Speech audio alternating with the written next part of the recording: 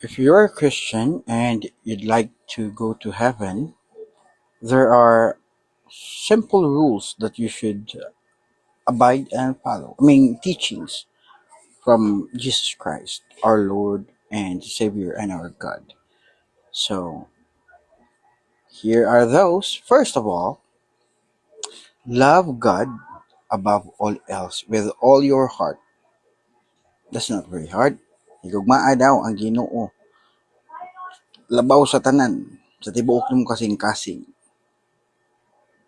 Madara na, madara. Di kayo nalisod, madara. Second, love thy neighbor.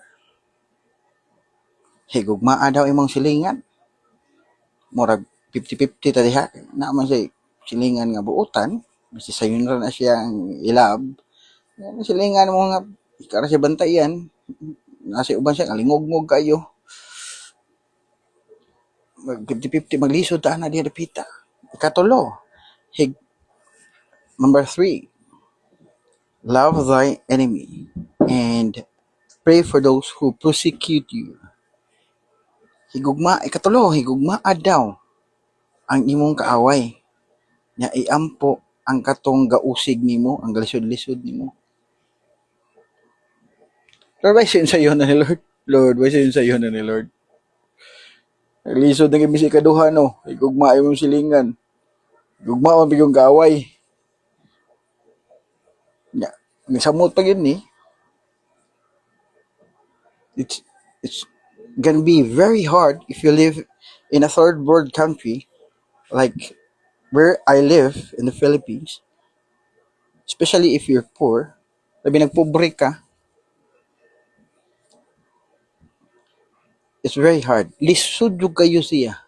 Samot pa jud kay kung pobre ka, kung mangwarta ka sa daan, away puhunan ay kinahanglan ka manglamang para makakwarta ka. Kaya di man kakakwarta jud, asing kwarta jud nga makakwarta kag dako kung di ka manglamang. Di may tabo eh. Tira parehas.